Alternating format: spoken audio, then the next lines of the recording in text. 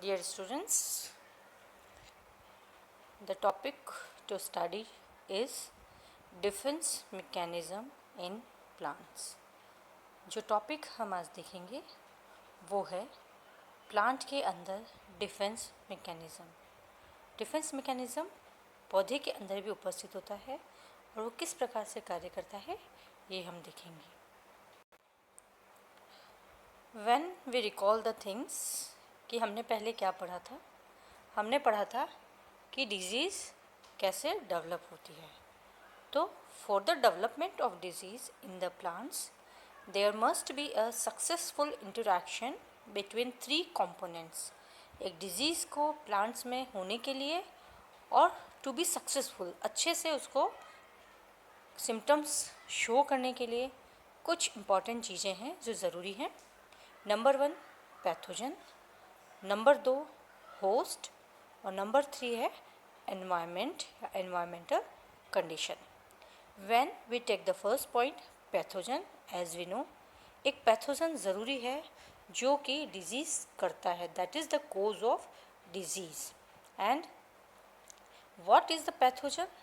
Pathogen may be a fungus, a bacteria, a virus, a molecules and zoospores etc. कोई भी कारक जो कि पादप में रोग करने के लिए उत्तरदायी होता है, that is pathogen.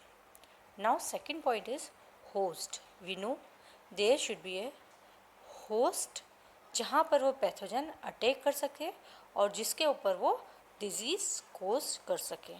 तो एक होस्ट का पर्टिकुलर होस्ट का होना ज़रूरी है.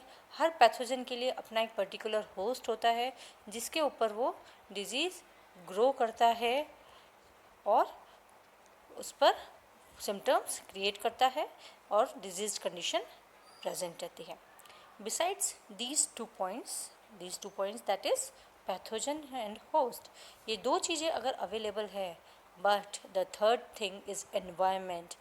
If environmental conditions are favorable for the pathogen, then only is the condition when a disease can occur in the plant. तो environment सबसे important factor है. इन दोनों के अलावा favorable environment होना ज़रूरी है जिसके अंदर की एक पैथोजन होस्ट प्लांट के अंदर डिजीज़ कर सके. favorable environment means availability of moisture, wind, rain जो कि स्पोर्स को जर्मिनेट करने में हेल्प कर सके.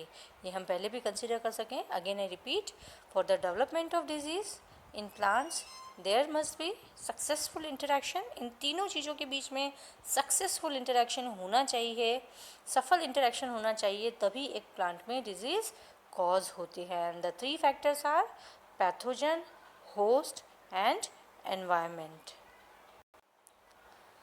There are some other factors. The last 3 factors we studied are the prime factors. वो मुख्य कारक हैं, but these which we will study now are subordinate factors, मतलब सहकारक जो कि डिजीज़ के लिए ज़रूरी हैं. इनके ऊपर भी डिजीज़ होना या नहीं होना डिपेंड करता है. The first is host microbe compatibility या इनकम्पैटिबिलिटी.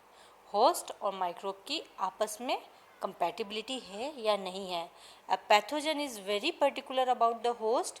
एक पैथोजन जो राइस पे डिजीज़ करता है वो वीट पे नहीं करेगा, जो वीट पे करता है वो कपास पे नहीं करेगा, जो कपास पे करता है that will not grow disease on the mustard.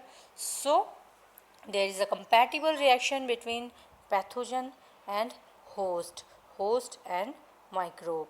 The second thing is host receptor and the sites for the toxin. Host के ऊपर कुछ पर्टिकुलर रिसेप्टर्स बने हुए होते हैं जहाँ पर पैथोजन रेस्ट करता है, स्टैब्लिश करता है और वहाँ से वो एंट्री करता है. There is some particular space. हर पैथोजन का अपना स्पेसिफिक होता है कि either it will enter directly या थ्रू द वुंड्स और some other openings. So pathogen 3 तरह से उसके अंदर एंटर कर सकता है. तो होस्ट के अंदर कुछ रिसेप्टर्स होते हैं and sites for the toxins होते हैं जिसकी वजह से माइक्रोब्स उसके अंदर एंटर करके डिजीज़ डेवलप कर लेते हैं. The third one is essential nutrients and growth factors. Every host plant should have some essential nutrients and growth factors for the development of pathogen, for the growth of pathogen. ये हम पहले भी पढ़ चुके हैं कि दो तरह के पैथोजन होते हैं, necrotrophs and biotrophs. We have already studied.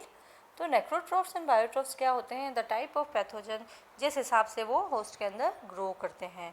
तो पैथोजन को होस्ट असेंशियल न्यूट्रिएंट्स प्रोवाइड करता है ग्रोथ के लिए, उनके जेमिनेशन ऑफ स्पोर्स के लिए, और कुछ growth factors just like growth hormones etcetera provide करता है. ये growth factors carbohydrates, moisture, proteins, lipids etcetera हो सकते हैं. ग्रोथ फैक्टर्स ऑक्सिन्स, जिबोलिन्स एक्सेट्रा हो सकते हैं, और इसके आधार पर वो डिसाइड करते हैं कि वहाँ पे वो कितना सक्सेसफुल ग्रो कर सकते हैं. The fourth one is recognition factor. I have already told you कि कुछ तो ऐसा होता है that is responsible for the disease occurrence, कि कुछ रिकग्नाइज करते हैं. कैसे एक पैथोजन अपने होस्ट को रिकग्नाइज करता है? तो होस्ट और पैथोजन के बीच में कुछ सिग्नल्स होते हैं. आइदर दीज में भी केमिकल सिग्नल्स जो कि पैथोजन भी सीक्रेट करता है और होस्ट भी सीक्रेट करता है, and these are called as elicitors. These are called as elicitors. तो these are subordinate factors, means supportive factors.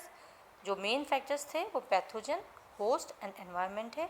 कुछ सपोर्टिव फैक्टर्स हैं जैसे compatibility, receptor sites, nutrients, essential nutrients, and recognition factor या एलिसिटर्स जो available होते हैं.